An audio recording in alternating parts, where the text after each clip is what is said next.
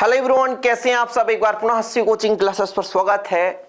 उम्मीद करता हूं आप लोग मस्त होंगे और बेहतर पढ़ाई भी कर रहे होंगे।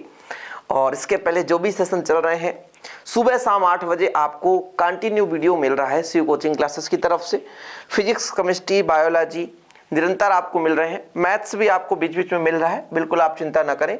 थोड़ा अभी धीरे गति से मैथ चल रहा, लेकिन बेहतर रूप से आपको कराया जाएगा, आप चिंता नहीं करना। हम यदि बात करें कि आज का जो लेक्चर है वो हमारा क्लास 12 केमिस्ट्री का चैप्टर 2 का लेक्चर है, और जिसमें हम आज मुख्य रूप से समझाने वाले हैं बर्कले-हार्टले विधि।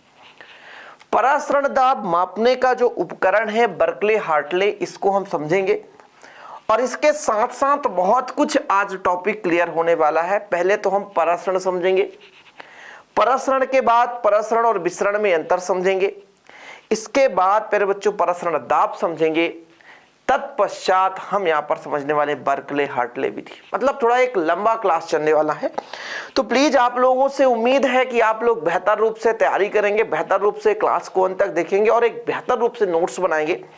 आप आज मुख्य रूप से मैं बताता चलूंगा, आप लिखते चलेंगे, कॉपी पेन लेकर बैठ जाए।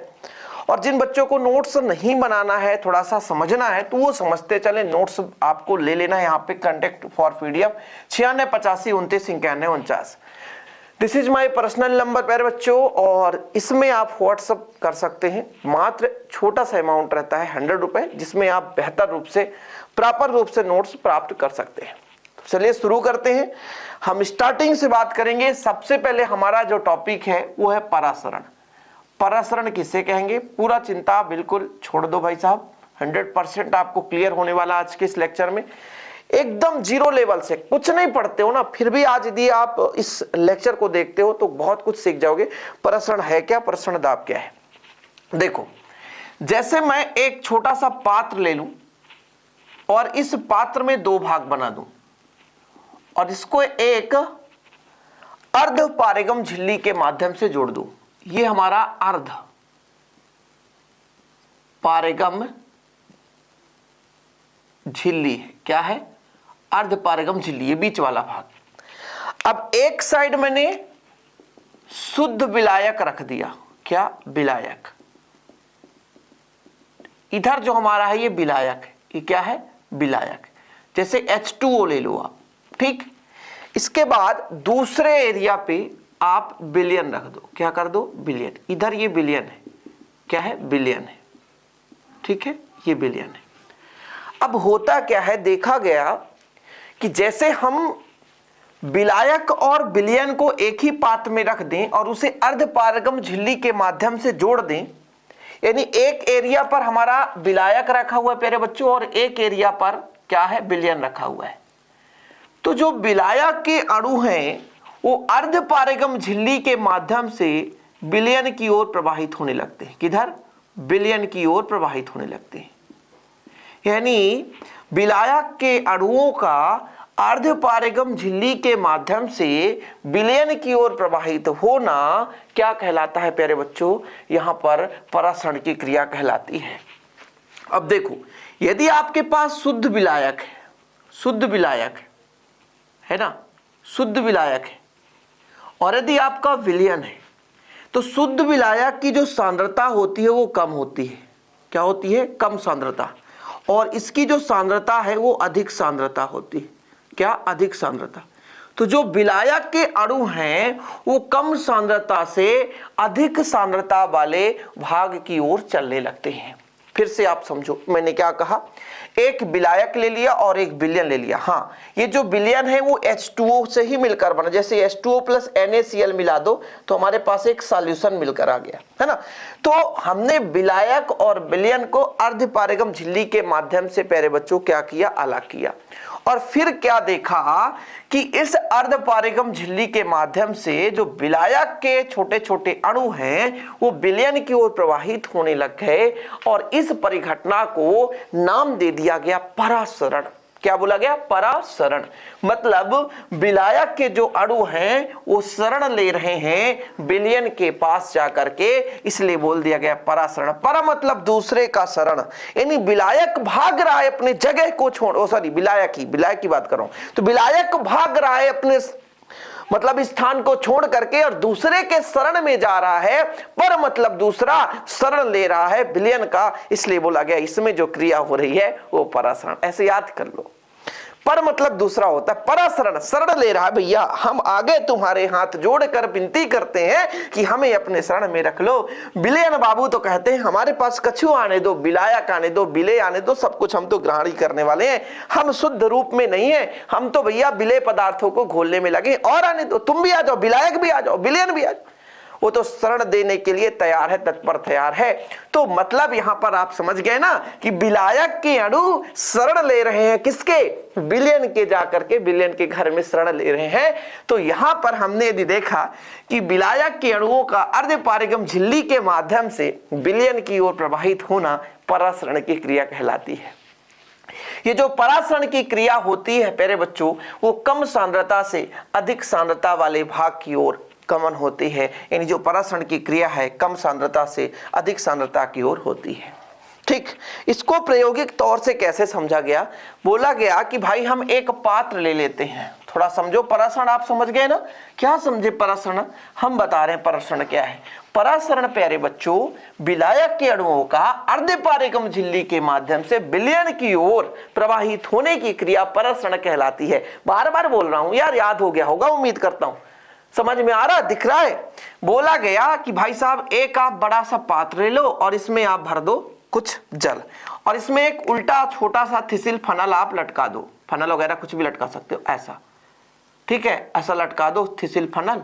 और बोला गया कि नीचे जो इसका जो नीचे वाला भाग है अर्धपारगम झिल्ली लगा दो, क्या अर्धपारगम झिल्ली, और फिर इसमें आप भर दो शुद्ध, क्या शुद्ध भरोगे या अशुद्ध, भैया इसमें हम विलयन भर देते हैं, क्या विलयन, क्या विलयन। और इसमें जो नीचे है यहां पर भर दिया गया क्या, विलायक, विलायक। अब देखो जरा, ये जो हमारा उल्टा फनल लगा हुआ है इसमें जो अर्धपारगम झिल्ली लगी है, अर्धपारगम झिल्ली, अर्धपारगम झिल्ली है। अब देखा क्या गया कि जैसे ही इस फनल में विलयन को रखकर इसके निचले वाले भाग में, जहां हमारा ऐसे फनल तो ऊपर की ओर ऐसा चौड़ा रहता है, तो ऊपर वाले भाग पर अर्धपारगम झिल्ली लगा दी गई। और फिर देखा गया कि इसको एक पात्र में रखे जल में डुबा देते हैं, तो जल के छोटे छोटे अणु कहां जाने लगते हैं, अर्धपारगम झिल्ली के माध्यम से विलयन को प्रभावित होने लगते हैं। तो फिर बोले भैया पर यानी दूसरे का शरण ले रहा है यार, तो इसका नाम क्या दे दिया जाए। बहुत कुछ नाम सोच विचार कर रखा जाता है, तो कुछ वैज्ञानिक सोचे होंगे कि भाई दूसरे का शरण ले रहा है तो इसको हम ऐसा काम कर देते हैं पराशरण, पर मतलब दूसरे का शरण ले रहा है कौन, विलायक। तो भैया विलायक की सांद्रता कम होगी, और सांद्रता मतलब क्या है, सांद्रता मतलब एकांक आयतन में कितना उसमें अन्य पदार्थ मिला हुआ, उसकी सांद्रता कंसंट्रेशन। हालांकि विलायक जो है उसमें कुछ मिला ही नहीं है, तो सांद्रता हमेशा कम है। तो कम सांद्रता से अधिक सांद्रता की ओर होने वाली ये जो क्रिया है क्या है, पराशरण क्रिया है। समझ में आ गया। ये जो अर्धपारगम झिल्ली क्या है, ये अर्धपारगम झिल्ली मुख्य रूप से प्यारे बच्चों ये पेड़ पौधों में बहुत ज्यादा मात्रा में पाया जाएगा अर्धपारगम झिल्ली, ठीक है। लेकिन यहां पर यदि रासायनिक उद्योग में बनाया गया कॉपर फेरोसाइनाइड, इसका मुख्य रूप से जैसे हम प्रायोगिक रूप से हम जब पराशरण की क्रिया कराते हैं, पराशरण दाब ज्ञात करना होता है, तो वहां पर हम लैब में ही बनाया गया एक यौगिक जो अर्धपारगम झिल्ली का कार्य करता है, कॉपर फेरोसाइनाइड। क्या, कॉपर फेरोसाइनाइड, कॉपर फेरोसाइनाइड, ठीक है।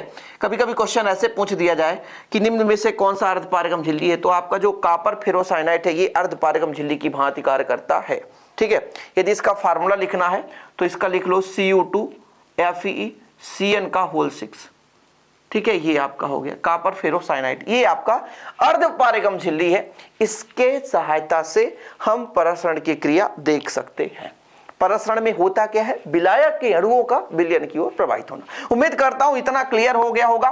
तो जो हमारा पराशरण हो रहा है प्यारे बच्चों, वो अर्धपारगम झिल्ली के माध्यम से ही होता है। लेकिन मैं यदि कह दूं विसरण, तो आप लोग हेडिंग क्या डालेंगे, अभी पराशरण दाब नहीं पढ़ेंगे, अभी हम पढ़ेंगे पराशरण और विसरण में डिफरेंस, ठीक है। आप लोग हेडिंग डालो पराशरण व विसरण में अंतर, ठीक है। चलो भाई साहब, मैं पहला नंबर बात करूं, आपने क्या देखा कि पराशरण में जो क्रिया होती है वो विलायक के अणु कहां जाते हैं, विलयन की ओर।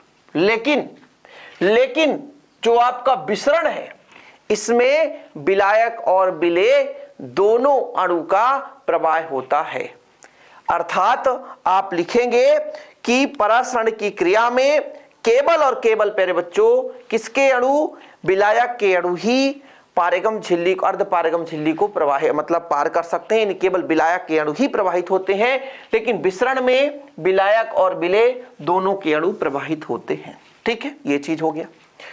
दूसरा यदि हम देखें कि परासरण की जो क्रिया थी वो कहां से कहां चलती थी सॉरी, तो परासरण की जो क्रिया है वो हमारा कम सांद्रता से अधिक सांद्रता की ओर क्रिया हो रही थी। मतलब जो विलायक के अणु है कम सांद्रता वाले भाग से अधिक सांद्रता वाले भाग की ओर जा रहे थे। लेकिन हमारा जो विसरण होगा, विसरण में ऐसा नहीं है। जैसे विसरण की क्रिया, एक सबसे अच्छा एग्जांपल बता दूं, आपके घर में एक छोटा सा मान लीजिए मोमबत्ती जला दो, मोमबत्ती नहीं धूप बत्ती जलाओ या अगरबत्ती, आप देखते हैं अपने कमरे को सुगंधित रखने के लिए अगरबत्ती या धूमबत्ती जलाते हैं प्यारे बच्चों, और मान लीजिए विभिन्न प्रकार की पूजा अर्चना में जिसका प्रयोग होता है, तो आप देखोगे धुआं क्या होता है, फैल जाता है।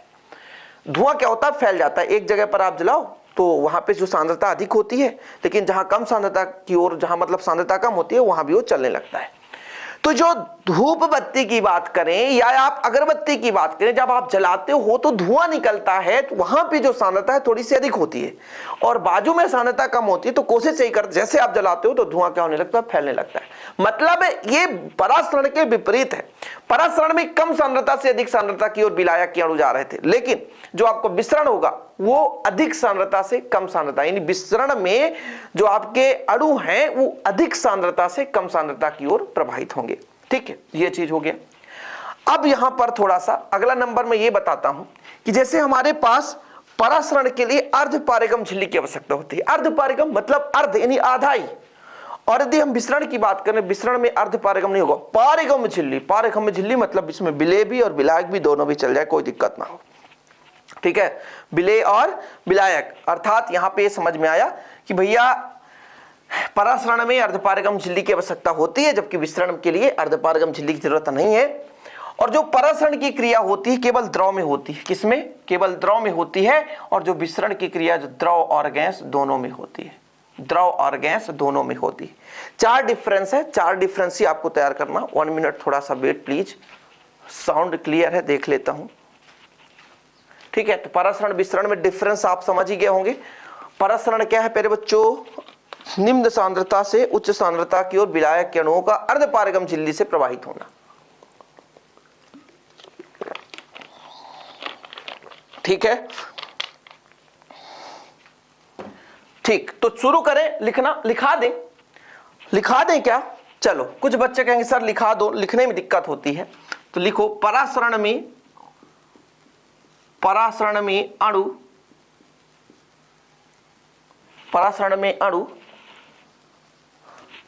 निम्न सांद्रता से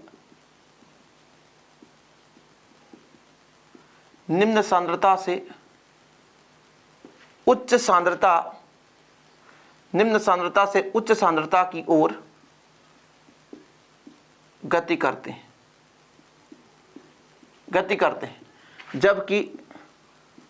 जबकि विसरण में अणु उच्च सांद्रता से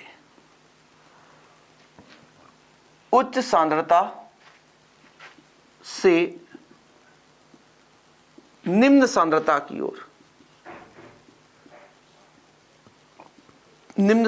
की ओर क्या करते हैं, गति करते हैं। मतलब आपने क्या सीखा कि जो परासरण क्रिया है इसमें निम्न सांद्रता से उच्च सांद्रता की ओर अणुगति करेंगे, और जब विसरण की बात करेंगे तो इसका अपोजिट हो जाएगा। दूसरा डिफरेंस तैयार करो। दूसरा डिफरेंस मैंने कहा कि परासरण में अर्धपारगम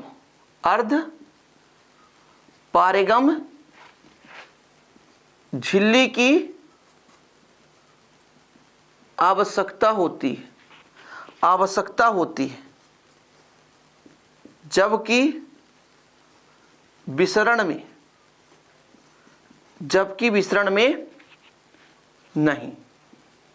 भाई देखो, जैसे अगरबत्ती आप जलाते हो तो धुआं जब फैलता है तो उसमें ना किसी झिल्ली की आवश्यकता होती है, ना तो पारगम और ना तो अर्धपारगम। हालांकि कहीं ना कहीं यदि आप पारगम भी लगा दो, पारगम मतलब सीधा प्रवाहित हो जाए, तो कभी कभी जरूरत भी पड़ती है, ऐसा नहीं है प्रयोगों पर, लेकिन मुख्य रूप से यहाँ पे झिल्ली की आवश्यकता नहीं होती। वो तो अर्धपारगम में तो और कभी भी नहीं, अर्धपारगम में झिल्ली की आवश्यकता कभी नहीं हो सकती। ठीक है, तो हो गया। तीसरा लिखो, परासरण की क्रिया केवल द्रवों पर संभव है ना। परासरण की क्रिया केवल द्रव पर ही संभव है, जबकि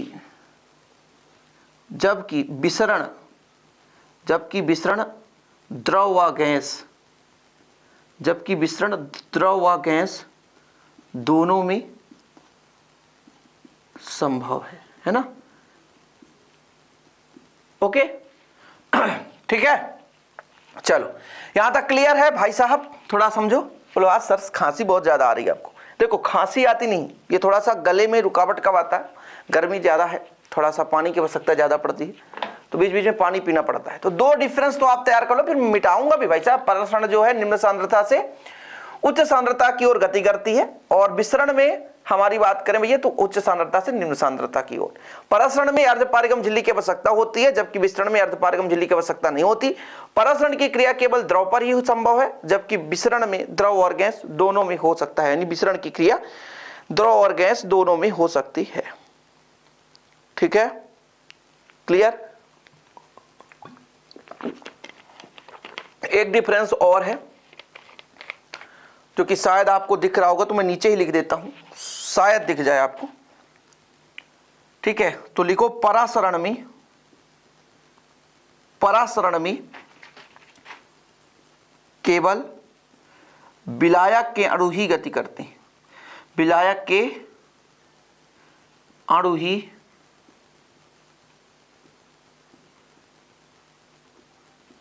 केवल विलायक के अणु ही गति करते हैं, जबकि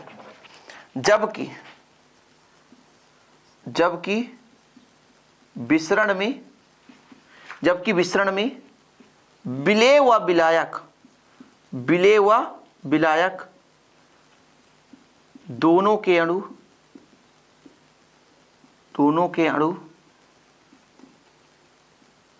गति करते हैं। दोनों के अणु परासरण में केवल विलायक के अणु ही गति करते हैं, जबकि विसरण में विलेय व विलायक दोनों के अणु गति करते हैं। इस प्रकार से हमारा डिफरेंस हो गया कंप्लीट। अब हम बात करेंगे प्यारे बच्चों क्या, परासरण दाब की। तो थोड़ा सा आप लोग समझ लो, हम आगे यहाँ पर कुछ न कुछ विशेष स्पेशल शुरू करने वाले हैं, और आज का हमारा टॉपिक ही लंबा है भाई साहब, तो हम तो आज कंप्लीट करा के ही जाएंगे। ठीक है, तो यहां से हम करते हैं क्लीन, और अब हम स्टार्ट करते हैं परासरण दाब की। परासरण दाब बताएंगे प्यारे बच्चों, तब हम बताएंगे परासरण दाब मापने का जो बर्कले हार्टले विधि है, इसको समझेंगे। इसके बाद इसके क्या है ना फायदे हैं भाई साहब, इसको ही क्यों उपयोग में ला सकते हैं, तो वो भी चर्चा करेंगे। ठीक है, इसके बाद हमारा रहेगा थोड़ा कुछ और बेसिक। आज कुछ लंबा नहीं चल रहा है, अरे हो गया भाई साहब, कोर्स तो आपको कराना है ना। कुछ बच्चे कमेंट कर रहे हैं कि सर क्या है आप 100% कोर्स कराएंगे, आप फिजिक्स केमिस्ट्री पूरा करा देंगे कि नहीं, बायोलॉजी पूरा होगा कि नहीं। यार भाइयों, आप किसी भी बोर्ड से हो, MP board, CG board, Rajasthan, Jharkhand, Bihar, है ना, कुछ बच्चे तो गुजरात के, वाह यार, ठीक, यूपी बोर्ड, किसी भी स्टेट से हैं, सीजी बोर्ड किसी भी स्टेट से हैं, यदि आपके सिलेबस में एनसीईआरटी पैटर्न हिंदी मीडियम का कोई भी बच्चा, कमजोर सा कमजोर भी छात्र हमारे साथ जुड़े, हम बेहतर रूप से आपको हर चीज प्रोवाइड कराएंगे जो आपको आवश्यकता होती है। ठीक है, शुरू करते हैं। अब आप लोग यहां पर हेडिंग डालो परासरण दाब। क्या, परासरण दाब। दाब मतलब भाई एकांक क्षेत्रफल जो बल लगाया जाता है वही दाब कहलाता है। दाब क्या है, दाब की परिभाषा एक ही है, एकांक एरिया यानी एकांक क्षेत्रफल पर कितना बल लगा रहे हैं, और ये बल ही दाब होता है। ठीक है, ये बल ही दाब होता है।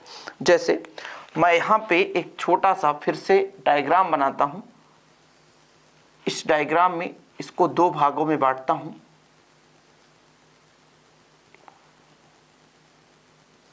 ठीक है, इसको दो भागों में बांटता हूं, ये लो, और इनमें दोनों में कुछ अलग पदार्थ रखता हूं। जैसे इसमें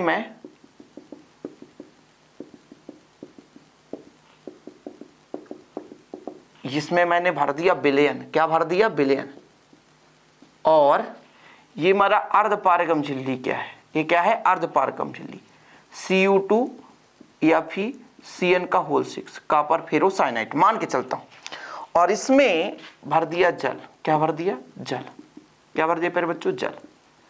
अब देखो जरा, और यहां पर इसमें दाब लगाने के लिए एक पिस्टन लगा दिया। क्या लगा दिया? पिस्टन। इस पिस्टन की सहायता से हम इस विलयन पर दाब लगाएंगे। अब होता क्या है, जैसे ही हम विलयन को विलायक के साथ एक अर्धपारगम झिल्ली के माध्यम से रख देते हैं या संपर्क मिलाते हैं, तो विलायक के अणु है नहीं, यहां पे जो विलायक के अणु है अर्धपारगम झिल्ली के माध्यम से विलयन की ओर प्रवाहित होने लगेंगे।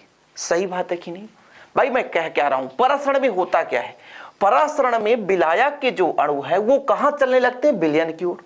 हाँ सर, ये बात सही है। अब करेंगे क्या कि इस परासरण की क्रिया को रोकना है। जो इनके बीच में कौन सी क्रिया हो रही है? परासरण, है ना, परासरण। ये परासरण की जो क्रिया है इसको हम रोकना चाहते हैं, तो हमें कुछ ना कुछ दाब लगाएंगे। तो इसके माध्यम से जब दाब लगाएंगे तो दाब लगाने के कारण ये जो विलयन के भैया अणु हैं वो विलायक को धक्का मारेंगे, भैया तू उधर ही रहो, तो इधर अब नहीं आएगा। देखो जरा मैं क्या कह रहा हूं, थोड़ा समझो आप। इधर से कोई मान लो व्यक्ति जा रहा है, इधर से कोई व्यक्ति जा रहा है, उसके पीछे भी व्यक्ति आ रहे हैं, कई सारे व्यक्ति जा रहे हैं, लेकिन उधर से अचानक 2-4 व्यक्ति आगे बोले, ए भाई साहब इसके आगे एक पांव भी आप आगे नहीं बढ़ सकते। फिर आपको क्या करना पड़ेगा? वहीं पे रुक जाना पड़ेगा, आगे नहीं बढ़ना पड़ेगा। यही कंडीशन इसमें भी हो रहा है कि भैया जैसे हमने अर्धपारगम झिल्ली का माध्यम से इनको जोड़ा, तो जो जल के अणु हैं वो जल से कहां चलने लगे? विलयन की ओर। हाँ सर, जल से कहां चल रहे हैं? विलायक के अणु विलयन की ओर चल रहे हैं। अब जब हम ऊपर एक पिस्टन लगाकर रखे हैं, इस पिस्टन से हम विलयन पर क्या कर रहे हैं? दाब लगा रहे हैं। जैसे हम इधर से जा रहे हैं किसी और के एरिया में, अब उधर से दूसरा व्यक्ति आ गया, भैया आने मत देना नहीं तो डंडा मारूंगा उधर से। अब भाई साहब इस विलयन में बजा चपोटा। चपोटा मतलब समझ रहे हो? एक सटिया हो बिल्कुल बेहतरीन ढंग से और सीधे पीठ पे बच जाए, एकदम चौड़ा सटिया, समझ रहे हो? एक मतलब एक पर छड़ी कह सकते हो आप। तो यहां पर जब इसको भैया पिस्टन ने मारा धक्का, भाई एकांक एरिया में बल लगा रहा, मारा धक्का साला, तो फिर करा क्या भैया? ये किसको धक्का मारेगा? जल को मारेगा, जल के अणुओं को मारेगा। भैया तू अपने जगह पर, अपने सीमा पे रह। पारगम झिल्ली का मतलब सॉरी यहाँ पे अर्धपारगम जो झिल्ली लगा है उसका कोई महत्व नहीं है, तुम अपने सीमा पर रहो। इसके चक्कर में तुम हमारे इधर घुसने की कोशिश ना करो। मतलब एक निश्चित बल लगाया गया, और उस बल को ही हम दाब कहते हैं। तो एक निश्चित दाब हमारे पास प्राप्त हो गया, जिस दाब पर जो परासरण की क्रिया क्या हो गई? रुक गई। आप दूसरे के एरिया में जा रहे थे, वो सामने वाला व्यक्ति कहता भाई रुक जाओ, लेकिन वो क्यों कह रहा है? क्योंकि उसको भी कोई उधर से मारने के लिए तैयार है, भैया कि तू यदि इधर आएगा तो हम तुझे मारेंगे। वही कंडीशन इस पे हो गया कि भाई साहब इधर से हम लगा रहे हैं दाब, और दाब लगा रहे हैं मतलब बल लगा रहे हैं साला इसमें, है ना, इस पिस्टन के माध्यम से बल लगा रहे हैं। और ये जब बल लगाएगा तो भैया इसको धक्का मारेगा। बल लगाएंगे तो अणु में धक्का होगी कि नहीं? अब धक्का मुक्की होने लगे, रोने लगे, यार भाई साहब इधर से धक्का आ रहा है। क्यों धक्का आ रहा है? बोल रहा है भैया तू इसे रोक।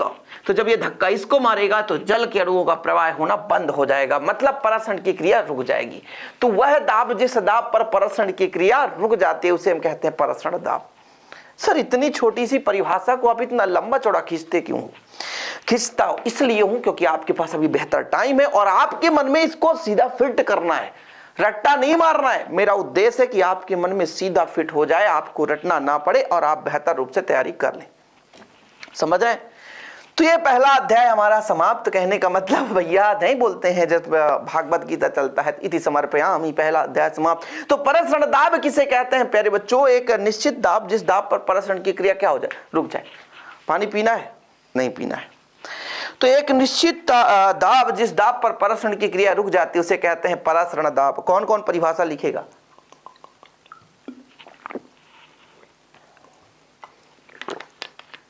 देखो भाई साहब, एक चीज तो मैं बताना चाहता हूं कि कई सारे बुक रहते हैं और हर बुकों में अलग अलग परिभाषा रहती है।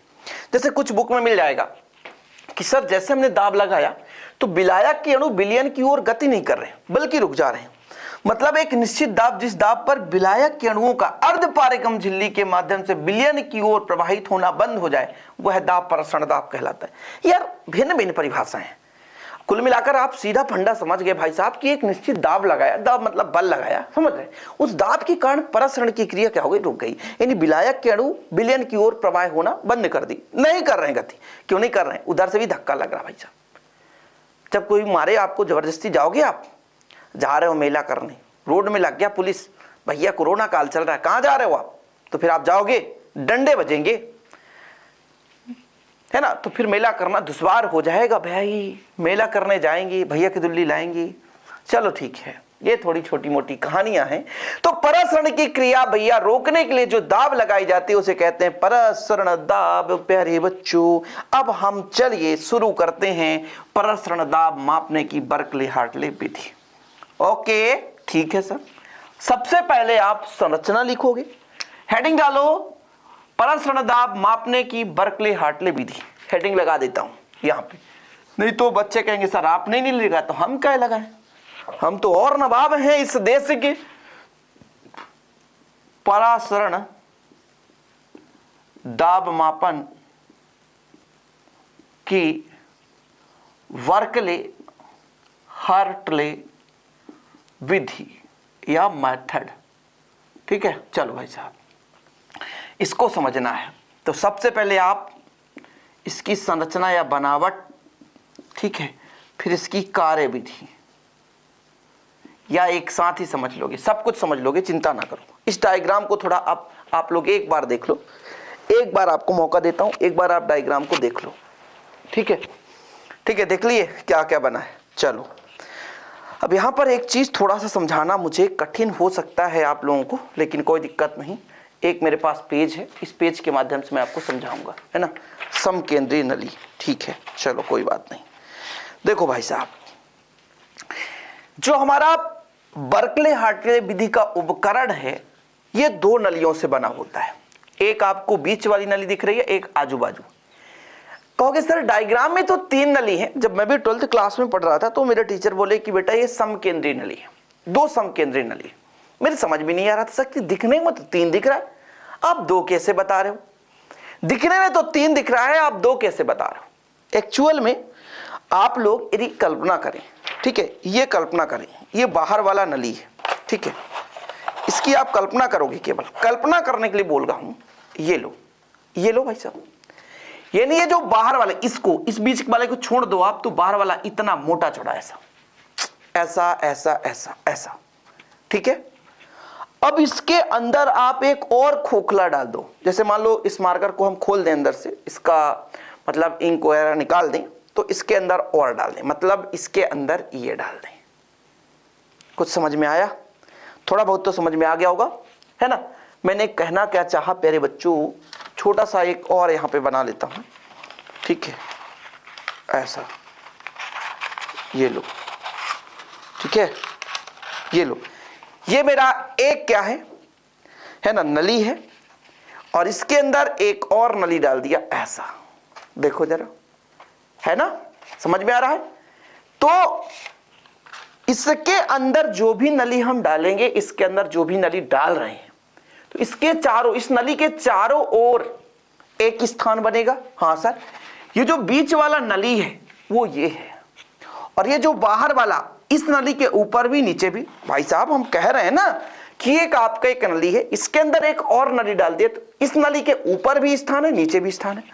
अब आप कल्पना कर लिए होंगे कि सर हम समझ गए, जैसे पेन होता है, पेन होता है, अब थोड़ा कैमरा जूम करते हैं, यहां से बनेगा नहीं, पेन होता है, इस पे रिफिल भी है और ये पेन भी है, इसमें भी छिद्र है, जब इसको रिफिल डाल दिया तो इसके दो नली, क्योंकि रिफिल के अंदर भी जगह होता है, पेन में भी जगह होता है, तो ये दो समकेंद्रीय नली हो गए। और जब हम प्यारे बच्चों रिफिल को अंदर डालते हैं, ये जो रिफिल होता है ना, इसको डालते हैं तो देखते हैं कि रिफिल के नीचे भी प्लेस और ऊपर भी प्लेस, यानी हम यदि पेन में द्रव डाल दें, पानी भर दें, तो रिफिल के चारों ओर वो द्रव क्या होगा, फैल जाएगा। सही बात है, हाँ सर, यानी जो हमारा बीच वाला नली है, इसके ऊपर नीचे दोनों विलयन ही लिखा गया है, क्योंकि ये विलयन है जिसका हमको प्रसरण दाब ज्ञात करना है। थोड़ा आप मैटर समझ लो, आपको समझ में आएगा।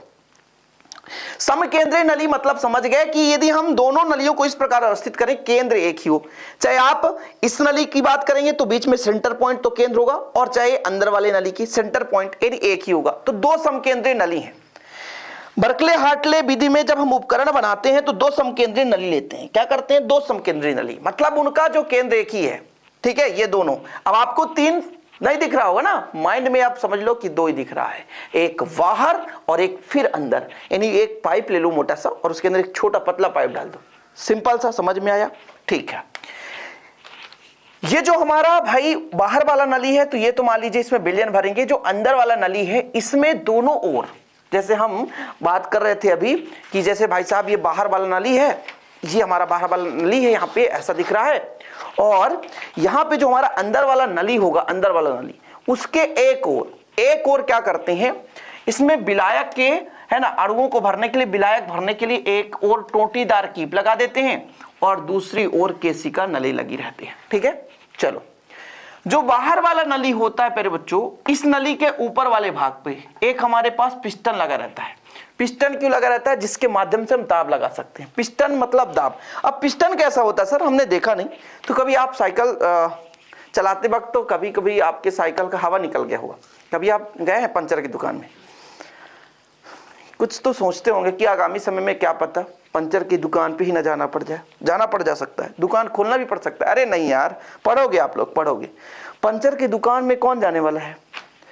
ऐसा नहीं है कि पंचर की दुकान खोलना भाई साहब गलत बात है, लेकिन समझो, थोड़ा समझो। साइकिल चलाते हो, हवा निकल जाती है, पंचर की दुकान जाते हो, तो ऐसी हवा भरने वाली एक छोटी सी पंप आती है ना, मशीन वाला नहीं। आजकल भैया आप मशीन में फाए फाए ऐसा कुछ नहीं, ऐसा भरने वाला भरते हैं आप लोग, कभी आप देखे होंगे।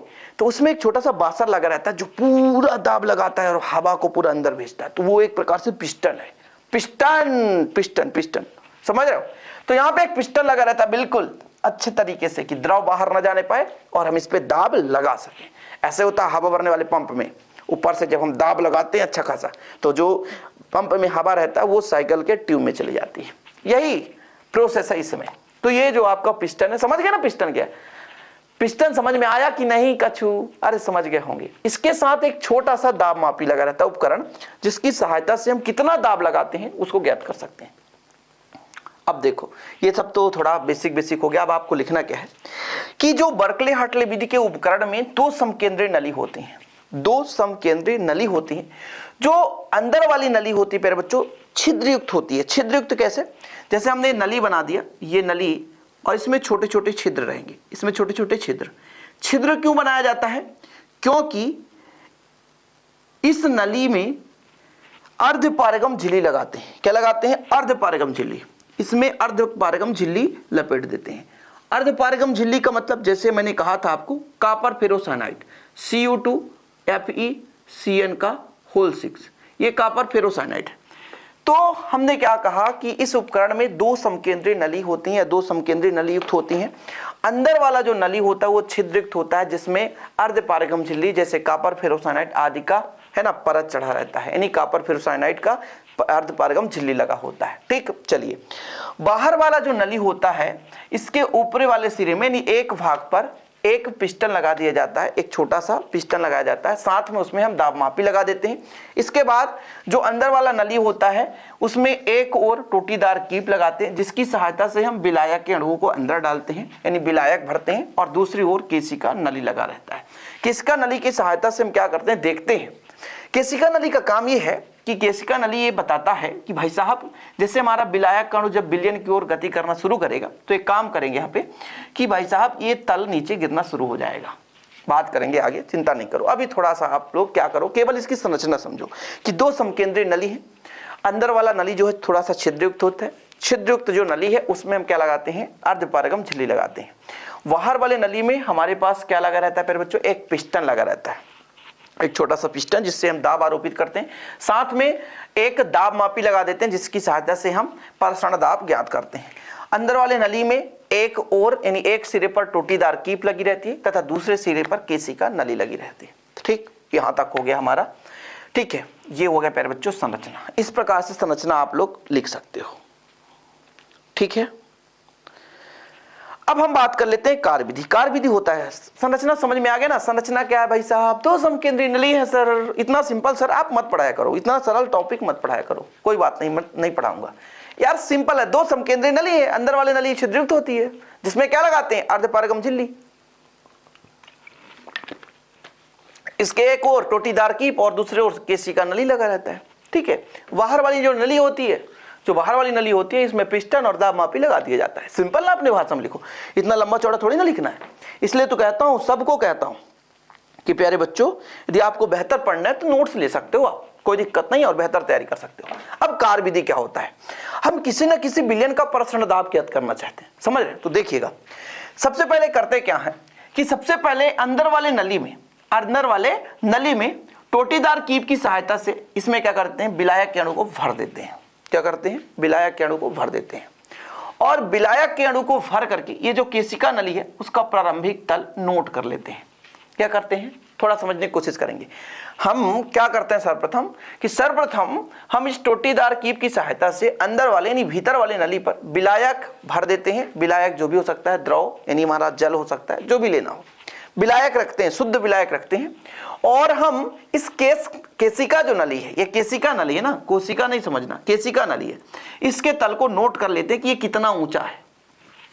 अब जिस भी विलयन का प्रसरण दाब ज्ञात करना है, जिस भी विलयन का प्रसरण दाब ज्ञात करना, उसको बाहर वाले नली पे भरते हैं।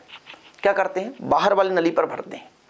और जैसे ही प्यारे बच्चों बाहर वाले नली पर विलयन आया, तो ये जो अर्धपारगम झिल्ली लगा है अंदर वाले नली पर, अर्धपारगम झिल्ली, यहां पर अर्धपारगम झिल्ली लगा है, तो विलायक कहां जाएगा? बोलेगा भैया हमें तो शरण लेना है किसी के, तो विलयन तो कहता आ जाओ भाई, तुम्हें मिलाने के लिए हम क्षमता रखते हैं। तो जैसे ही विलायक के अणु विलयन की ओर गति करना स्टार्ट करेंगे बच्चा लोग, वैसे ही केशिका नली का जो तल है वो नीचे की ओर गिरना स्टार्ट हो जाएगा।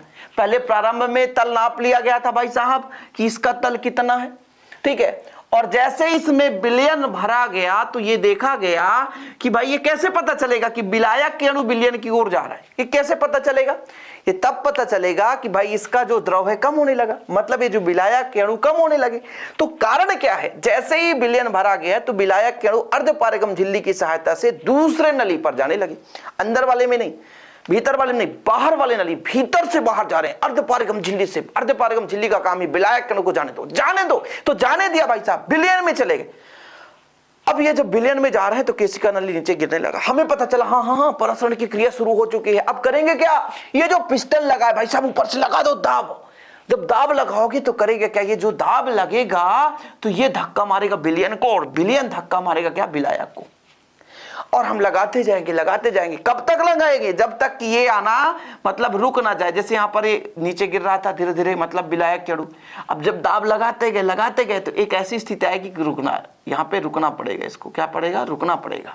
यानी फिर वो तली का जो आपका ये यहाँ पर केशिका नली का जो तल है वो नीचे नहीं गिरेगा, मतलब एक निश्चित फिक्स स्थान पर आकर रुक गया।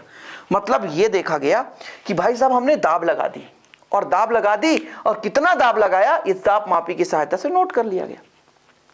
देखो फिर से समझो कि भी भाई सबसे पहले क्या करते हैं, जो अंदर वाला नली होता है इसमें हम टोटीदार कीप की सहायता से विलायक के अणु भर देते हैं, यानी विलायक भर देते हैं। और इसमें क्या करते हैं, जो आपका केशिका नली है इसमें नोट कर लेते हैं कि इसकी ऊंचाई इतनी है फिक्स।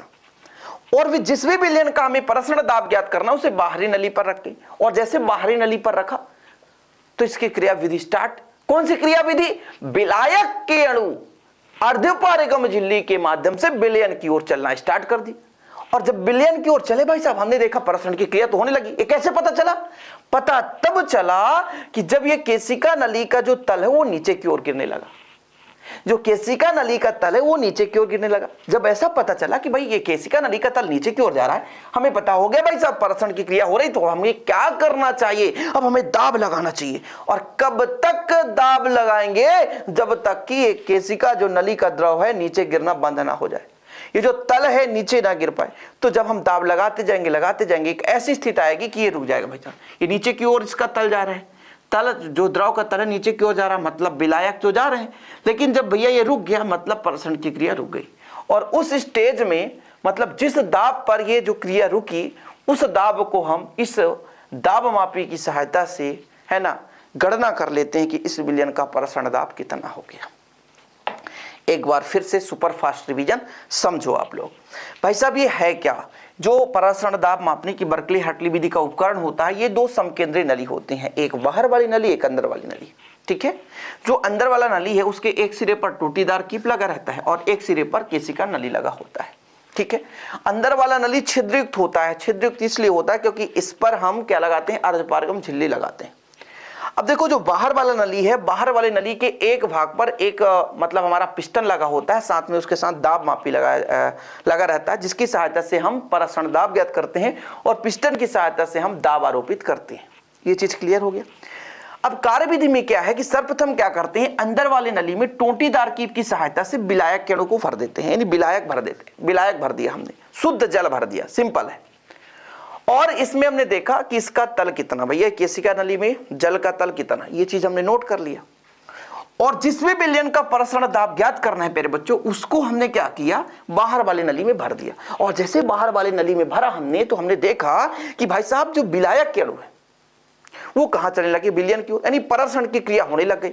और जैसे प्रसरण की क्रिया शुरू हो गई, हमने पिस्टन की सहायता से दाब लगाया, क्योंकि भाई जैसे प्रसरण की क्रिया होती है तो इसका तल नीचे क्यों जाता है, क्यों, क्योंकि कम होने लगता है ना भाई। यहां से जल मतलब जल के अणु कहां चले गए, विलयन में, तो इसका तल नीचे आएगा क्योंकि कमी होती है, तल तो नीचे आएगा ही। और हमने देखा भाई तल नीचे आ रहा, मतलब कमी हो रही है, प्रसरण की क्रिया हो रही है, तो हमने पिस्टन से दाब लगा दिया। और दाब हम उतना लगाए जब तक ये गिरना बंद ना हो जाए, मतलब एक स्थिर हो जाए, हमें पता चल जाए कि अब कमी नहीं हो रही, मतलब विलायक रुक गया है भैया, विलयन की ओर अटैक नहीं कर रहा है। तो वह दाब जिस दाब पर प्रसरण की क्रिया रुक गई, हम दाब मापी की सहायता से प्रसरण दाब उस विलयन का ज्ञात कर लेते हैं। इस प्रकार से हमारा भैया बर्कले हार्टली विधि का सचित्र वर्णन कंप्लीट हो चुका है।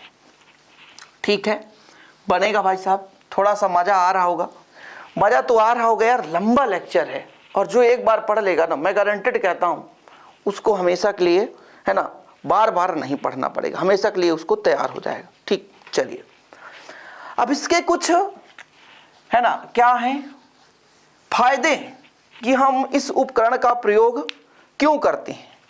तो इसके कुछ फायदे, अर्थात जिसे बोलते हैं प्रॉफिट या लाभ। देखो ये होता क्या है कि जब हम देखते हैं कि विलायक के अणु विलयन की ओर जा रहे हैं, मतलब प्रसरण की क्रिया होती है, तो हम दाब लगाते हैं। तो दाब लगाते हैं तो बहुत ज्यादा समय नहीं लगता है, बहुत कम समय में ये क्रिया रुक जाती है, मतलब स्थिर हो जाती है। मतलब इसकी सहायता से हम आसानी से प्रसरण दाब ज्ञात कर लेते हैं, क्योंकि ये कम समय में स्थिर हो जाता है, कम समय में स्थिर हो जाता है। दूसरा इसमें यह भी है कि इस क्रिया मतलब प्रसरण में जो आपका बर्कले हार्टली विधि का उपकरण है, इस उपकरण में जो अर्धपारगम झिल्ली है, इस पर दबाव ज्यादा नहीं लगते। जैसे हम डायरेक्ट यदि दबाएंगे भैया द्रव में तो ज्यादा लगेगा, लेकिन पिस्टन की सहायता से लगाते हैं तो पहले विलयन के अणु पे लगता है दाब। इस कारण से ये जो अर्धपारगम झिल्ली है ये टूटने का प्रयास नहीं करता, मतलब आसानी से टूटता नहीं, इतना जल्दी टूट नहीं जाता, क्षय नहीं होती। अर्थात कहने का मतलब मेरे ये हुआ कि जो आपका ये उपकरण है, इस उपकरण के माध्यम से अर्धपारगम झिल्ली आसानी से क्षति नहीं पहुंचती है, मतलब अर्धपारगम झिल्ली आसानी से नहीं टूटता है। नहीं, कभी कभी क्या होता है भाई साहब, ज्यादा आप उस पर दाब लगा दो तो टूट जाता है। तो इसके कुछ फायदे हैं, है ना, कम समय में हम इससे प्रसरण दाब ज्ञात कर सकते हैं। इसकी सहायता से अर्धपारगम झिल्ली जो होता है वो टूटने की संभावना कम हो जाती है। ठीक है, चलो कोई दिक्कत। और एक आठ लिखना है तो मतलब हम कह दें कि इस विधि में जो आपका विलयन का सांद्रण है वो परिवर्तित नहीं होता है, ये जो विलयन है उसका सांद्रण परिवर्तित नहीं होता। 3 आप लिख लेना, काफी है, 3 याद कर लो कि भाई साहब इस उपकरण की सहायता से कम समय में हम प्रसरण दाब निकाल लेते हैं, क्योंकि ये कम समय में स्थिर हो जाता है। दूसरा आप लिख सकते हो कि अर्धपारगम झिल्ली पर ज्यादा दबाव नहीं पड़ता तो टूटने की संभावना कम होती है। तीसरा आप लिख सकते हो कि इस उपकरण की सहायता से विलयन के सांद्रण में परिवर्तन नहीं होता। ठीक, ये चीज हो गया। अब थोड़ा सा मैं आपको 2-3 चीजें और बता देता हूं कि जैसे आपका एक शब्द मिलता है समपराशरी विलयन, समपराशरी विलयन, ठीक है, समपराशरी विलयन। ठीक, यहां पर भी विलयन है, इसको ए दे दिए, इसको हमने दे दिया बी। तो जब देखो, जब जैसे प्रसरण दाब को पाई से दर्शाते हैं, पाई ए बराबर पाई बी, यानी जब 1 या 2 बिलियन, 3, 4 कितने भी बिलियन हो, जब बिलियनों का प्रसरण दाब समान होता है तो उन बिलियनों को कहते हैं समपराशरी बिलियन। क्या, ये आप लिख लेना, लास्ट में लिख लेना भाई साहब, ऑब्जेक्टिव में पहुंच सकता है। समपराशरी बिलियन किसे कहते हैं, तो ऐसे बिलियन जिनका प्रसरण दाब लगभग समान होता है समपराशरी बिलियन कहलाता है। ठीक है, और 2 चीज और है, एक हाइपरटोनिक, एक हाइपोटोनिक। ठीक है, पहला आपका हाइपरटोनिक और दूसरा हाइपोटोनिक। देख लो जरा, हाइपरटोनिक और एक हाइपोटोनिक।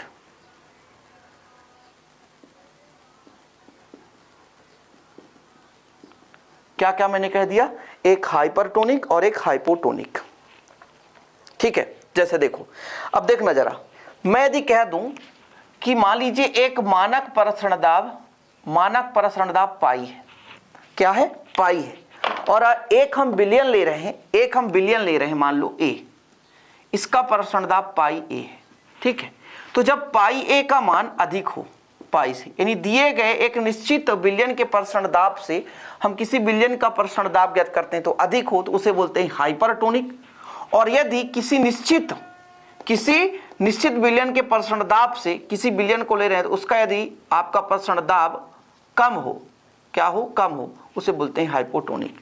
समझ में नहीं आया सर, समझ में नहीं आया, अरे यार क्या इतना टाइम लॉस कर दिया, समझ में नहीं आया, मुझे भी रोना आ जाएगा मेरे प्यारे भाई। क्यों समझ में नहीं आया? मैंने कहा कि 2 बिलियन ले लो, यदि उनका प्रसरण दाब समान है तो समपराशरी बिलियन, ये तो क्लियर है ना। हाँ ठीक है, मैंने कहा भैया एक मानक है, ठीक है, यदि इससे कम हमने निकाला और इससे अधिक निकाला, अधिक निकाला तो हाई हो गया, अधिक निकल गया तो हाइपर, और यदि कम निकला तो हाइपो। बस सिंपल है। एक मानक प्रसरण दाब हमारे पास है और जब हमने किसी बिलियन को उसके सापेक्ष देखा तो उस बिलियन का यदि प्रसरण दाब अधिक है तो हाइपरटोनिक हो गया, और यदि उस बिलियन का उस मानक बिलियन के प्रसरण दाब से कम है तो हाइपोटोनिक हो गया। ठीक है, देखो जब आपके शरीर में इंजेक्शन जाती है, इंजेक्शन समझ रहे हो, सुई लगता है, तो जब सुई लगता है तो यदि मान लीजिए आपके अंदर का जो भी बिलियन है, द्रव है, उसका जो दाब है और सुई में जो इंजेक्शन होती है उसका जो दाब है समान हो जाए तो फिर आपको दर्द नहीं होगी। लेकिन यदि आपके शरीर का जो दाब है वो मानक है, मान लो प्रसरण दाब आपका जो भी शरीर में जो द्रव भरा है उसका मानक मान लेते हैं पाई। अब जो हम इंजेक्शन दे रहे होते हैं यदि उसका दाब अधिक है या कम है, उस स्थिति में हमारे शरीर में पेन होगा, दर्द होगा। यही कारण होता है, कुछ सुई बिल्कुल दर्द नहीं करते, इक्वल हमारा जो दाब है उस सुई के प्रसरण दाब के बराबर, लगभग दाब समान, इसलिए बेहतरीन आसानी से मिल जाते हैं। लेकिन होता क्या है, जब उसका प्रसरण दाब अधिक या कम हो गया तो शरीर में बहुत ज्यादा दर्द आती है, अकड़न आती है। किसी सुई में तो ऐसा होता है पर बच्चों की बिल्कुल सुई लगते ही पूरे शरीर में चक्कर सा आने लगता है, खुजली होने लगती है। ऐसे कई सारे इंजेक्शन होते हैं, ये सब इसी के डिपेंड पर होता है। मतलब हमारा यदि समपराशरी हो तो बिल्कुल भाई शरीर को कोई इफेक्ट ही ना पड़े, समझ रहे हो। तो आज का हमारा लगभग कंप्लीट ही हो चुका है भाई साहब सेशन, जो हम सोचे थे आज आपको कंप्लीट कराने के लिए। और चैप्टर 2 भी आप बहुत ही लास्ट कंडीशन में चल रहा है, 2-3 टॉपिक और बचे हैं। और आप लोग यदि पहली बार आए हैं तो प्लीज़ चैनल को सब्सक्राइब कर लें, मैं निरंतर आपके लिए मेहनत करूंगा। और कुछ बच्चे तो कमेंट करते हैं कि सर आप स्मार्ट बोर्ड नहीं ले रहे हैं, आप नॉर्मल बोर्ड में पढ़ा रहे हो। ठीक है, तो मैं एक चीज़ आपको बता दूं भाई साहब कि थोड़ा सा स्मार्ट बोर्ड लेने के लिए क्या होता है कि कुछ ना कुछ इनकी ज़रूरत होती है, यानी मनी की ज़रूरत होती है। स्मार्ट बोर्ड थोड़ा सा महंगा आता है भाई साहब, उतना तो 1 साल का हमारा इनकम होता है, लेकिन कोई दिक्कत नहीं, यदि आपका सपोर्ट रहेगा तो 1 महीने में भी हो सकता है उतना इनकम, और 2 महीने में भी हो सकता है, और 1 साल में भी हो सकता है ना, और कभी भी नहीं हो सकता। ये आपके ऊपर डिपेंड करता है, क्योंकि आपका सपोर्ट कितना रहता है। हम आपके लिए 100% वर्क करने के लिए कोशिश कर रहे हैं कि आपके लिए हम 100% कार्य करें। अब थोड़ा सा आपका यदि सपोर्ट अच्छा रहा तो आपका सपोर्ट हमारे लिए बहुत ही हेल्पफुल होगा। तो इसके लिए कुछ नहीं, आप यदि नोट्स भी ले लेते हैं ना तो वही बहुत है, क्योंकि बूंद बूंद से घड़ा भरता है भाई साहब। 2 लाख यदि स्मार्ट बोर्ड लेना है तो यदि कोई 1-1 रुपए भी दे रहा है ना, सब्सक्राइबर कितने हैं समझो आप, 3 लाख प्लस सब्सक्राइबर हमारे इस यूट्यूब चैनल पे। लेकिन पढ़ने वाले भाई सब जो पढ़ के निकल गए वो तो सब्सक्राइब कर रखे हैं, उनको भी बहुत बहुत दिल से धन्यवाद। लेकिन यदि एक बच्चा 1-1 रुपए दे दे तो 1 स्मार्ट बोर्ड आ जाएगा। लेकिन मैं ये नहीं कहना चाहता हूँ, जो भी बच्चा पढ़ रहा है वो नोट्स तो लेकर के अपना भी हेल्प कर सकता है और मेरा भी एक छोटा सा उपकार। तो बस कुछ थोड़ा सा अपने दिल की बात कहनी थी भाई साहब, तो कह दिया, कोई दिक्कत नहीं, आपके ऊपर, आपकी मर्जी। प्रेशर में नहीं देता तो किसी को, इसलिए तो मैं कहता हूं कि बेहतर रूप से आप, मैं जो बोलता जाता हूं आप नोट्स बना लो बेहतर रूप से। और हमेशा मैं लिखवाता हूं, पूरा बोर्ड में कंप्लीट कराता हूं। कुछ ही टॉपिक ऐसे होते हैं जिनको मैं नहीं लिखाता, जैसे वांडीग्राफ जनित्र, एक लंबा सा चौड़ा सा हिंदी है, उसको आप बुक से लिख सकते हो। ये वर्कले हार्टले विधि, बहुत ज्यादा रामायण है, रामायण लिखाने में मजा नहीं आता, छोटा छोटा चीज हो तो लिखा दो। तो आज का बस इतना ही। वीडियो को आप लोग प्लीज शेयर जरूर करना। मिलते हैं अगली वीडियो के साथ। जय हिंद, वंदे मातरम। और कमेंट बॉक्स में जय हिंद बोलना ना भूलें। Take care, bye bye, love you, I love you my dear sister and brother.